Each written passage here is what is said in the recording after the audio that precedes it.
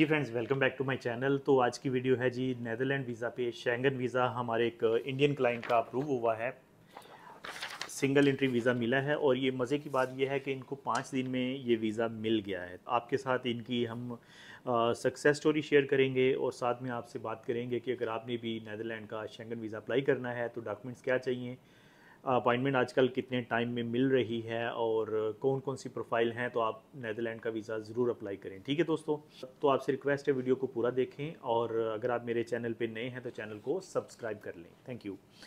Netherland का visa Schengen visa, जो कि एक वीज़ा आप 29 कंट्रीज़ में ट्रैवल कर सकते हैं। ठीक है जी। लेकिन जब आप फर्स्ट टाइम ट्रैवल करते हैं तो जिस कंट्री ने आपको वीज़ा दिया है आप वहीं ट्रैवल करें। उसके बाद आप जैसे नेदरलैंड पहुंच गए हैं तो वहाँ से बाय बस, बाय ट्रेन, बाय एयर आप किसी भी और शेंगन कंट्री में जाना चाहें तो कोई प्रॉब्लम नहीं है, आप जा सकते हैं। इवन रिटर्न भी आप किसी और कंट्री से आना चाहें तो आ सकते हैं, कोई इशू नहीं। ठीक है जी। इनकी बात की जाए तो इनका जो मैनेजर का वीज़ा था, ठीक है, इंडियन पासपोर्ट था और इनका एक जो वीज़ा लगा था एक कंट्री का, बट इनका ट्रैवल नहीं था उस पर। ठीक है, तुर्की का वीज़ा लगा था और इनका ट्रैवल नहीं था वीज़ा, लेकिन उनका वैलिड था वो। सही है जी।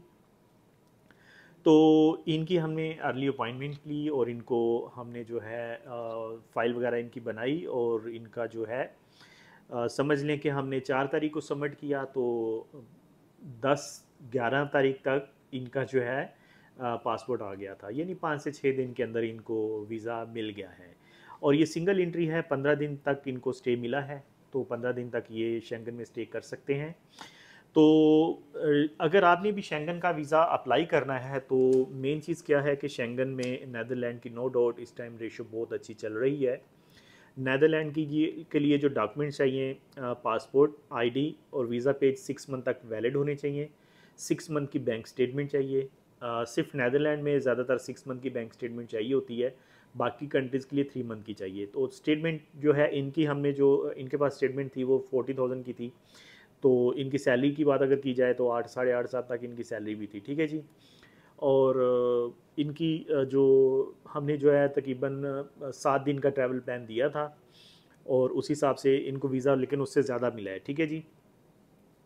तो स्टेटमेंट आपकी 35 to 40,000 तक होनी चाहिए। वीज़ा डेजिग्नेशन आपका जो है मैनेजर का, अकाउंटेंट का, या फिर जो है पार्टनर का या फिर इन्वेस्टर का, इस तरह के वीज़े होने चाहिए। एक आध कंट्री का ट्रैवल हो या वीज़ा लगा हो तो आपको जो है नेदरलैंड का वीज़ा ज़रूर अप्लाई करना चाहिए। अगर आपको अपॉइंटमेंट मिल रही है तो आप ये वीज़ा ज़रूर एक बार अप्लाई करें, चांस ज़रूर लें कि कोई नेदरलैंड वीज़ा दे रहा है। ठीक है जी। तो जैसे ये इंडियन पासपोर्ट है तो एक ही कंट्री का इनका वीज़ा लगा था, ट्रैवल भी नहीं था, बट उसके बावजूद इनको मिल गया विदाउट ट्रैवल हिस्ट्री। ठीक है, मेन चीज़ क्या थी कि इनकी प्रोफाइल अच्छी थी, इनका वीज़ा कैटेगरी अच्छी था, इनकी सैलरी अच्छी थी, इनकी बैंक स्टेटमेंट अच्छी थी, तो वीज़ा मिल गया इनको। ठीक है, अगर आपके पास भी 35 से 40 हज़ार दिरहम की बैंक स्टेटमेंट है, 8 से 10 हज़ार सैलरी है, accountant, manager, supervisor, engineer, partner, इस तरह के वीज़े हैं तो आप ये वीज़ा ज़रूर अप्लाई करें। ठीक है जी। अपॉइंटमेंट की बात की जाए तो आजकल नेदरलैंड की अपॉइंटमेंट मुश्किल मिल रही है, थोड़ी सी 1 से 2 महीने आगे की मिल रही है। ठीक है जी। तो अगर आप इंटरेस्टेड हैं अर्ली अपॉइंटमेंट के लिए तो हम आपको अर्ली अपॉइंटमेंट भी 1 महीने के अंदर करवा के दे सकते हैं। ठीक है, अदरवाइज़ 2 से 3 महीने के अंदर अपॉइंटमेंट के साथ हम आपको नॉर्मल फाइल के साथ भी आपका नेदरलैंड का वीज़ा अप्लाई कर सकते हैं। ठीक है जी। मेन चीज़ क्या है कि आपके डॉक्यूमेंट्स प्रॉपर होने चाहिए, जैसे कि मैंने आपको फाइल बताई है।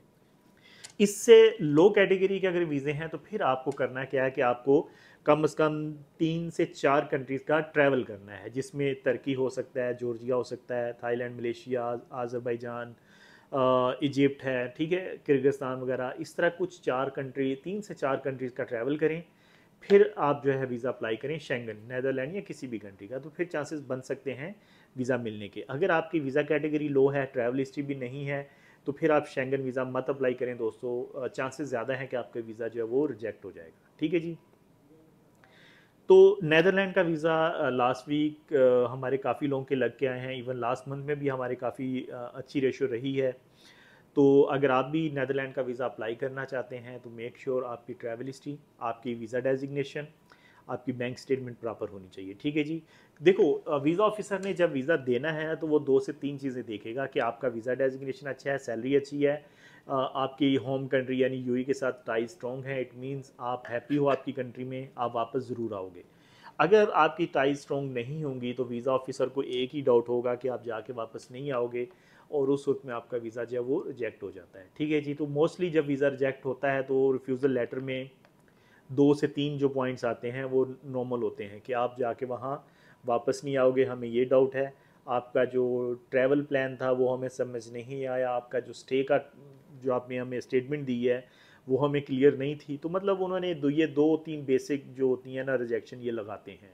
तो कोशिश करें आपकी फ़ाइल अच्छी बनाएं, आपकी ट्रैवल हिस्ट्री बनाएं, वीज़ा डेजिग्नेशन अच्छा रखें, बैंक स्टेटमेंट अच्छी रखें, चांसेस अच्छे हैं कि वीज़ा आपको ज़रूर मिलेगा। ठीक है दोस्तों, तो अगर आपको भी शेंगन का वीज़ा अप्लाई करना है, नीदरलैंड का वीज़ा अप्लाई करना है, या शेंगन के किसी भी और कंट्री का वीज़ा अप्लाई करना है विद अर्ली अपॉइंटमेंट या नॉर्मल अपॉइंटमेंट के साथ, तो इसके लिए आप हमें कॉल कर सकते हैं, ऑफिस आ सकते हैं। अगर आप ऑफिस नहीं भी आ सकते तो आप मेरी टीम से कॉल पे बात करके आपके डॉक्यूमेंट्स हमें जो है ऑनलाइन भेज दें, हम आपकी फ़ाइल बना के आपको कोरियर कर सकते हैं या आपको ईमेल भी कर सकते हैं। तो ये सर्विसेज भी हम दे रहे हैं। ठीक है जी।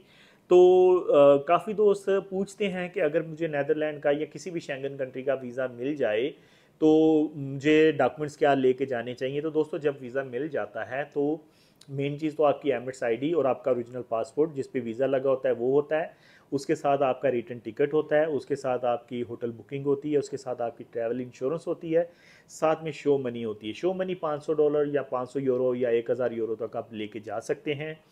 दूसरा ये होता है कि जिस कंट्री ने आपको वीज़ा दिया है पहले आप उसी कंट्री में एंट्री करें। ठीक है। कुछ लोग गलती करते हैं कि फ़र्स्ट टाइम शेंगन वीज़ा मिलता है तो वो जैसे नीदरलैंड ने वीज़ा दिया, टिकट जर्मनी का करवा लेंगे, फिर थोड़ा कभी कभार क्या होता है कि वहाँ इमिग्रेशन तंग करती है। तो बेटर है कि अपने जो टूर होता है, आपका जो ट्रैवल प्लान होता है, उसको इतना कॉम्प्लिकेटेड नहीं बनाएं, उसको सिंपल रखें। तो पहली बार थोड़ा सा सिंपल रखें, उसके बाद जब दोबारा आप अप्लाई करते हैं, दोबारा आप ट्रैवल कर रहे होते हैं ना, तो मोस्टली फिर मल्टीपल एंट्री वीज़ा मिल जाता है। तो जब मल्टीपल एंट्री वीज़ा मिलता है तो फिर आप मान लें नीदरलैंड ने वीज़ा दिया, आप पहले जर्मनी जाना चाहें, स्पेन जाना चाहें, पुर्तगाल जाना चाहें, फिर आपको कोई प्रॉब्लम नहीं है, फिर आपको इमिग्रेशन वाले तंग नहीं करेंगे। ठीक है जी। तो दूसरा ये होता है कि दुबई एयरपोर्ट पे समटाइम वो पूछते भी हैं बंदे को देख के, जी आपने वीज़ा तो ले लिया, जाना कौन सी सिटी में, तो सिटी का नाम, होटल का नाम याद रखा करो, ताकि आगे आपको इमिग्रेशन में या जो बोर्डिंग वाले होते हैं जो टिकट दे रहे होते हैं वो आपको तंग ना करें। ठीक है जी। थोड़ी सी तैयारी के साथ भी जाया करो। तो ये एक वीडियो है जिसपे मैंने आपको बता दिया जी नीदरलैंड का वीज़ा कैसे लेना है और इनकी आपको स्टोरी भी बता दी है। Feel free to contact us, comments में अपनी जो भी राय है वो ज़रूर बताएं मुझे। ठीक है। और अगर आप इंटरेस्टेड हैं तो कॉल अस और visit our office. Thank you very much for watching the video. फिर मिलते हैं नेक्स्ट वीडियो में नए टॉपिक पे। Take care, bye.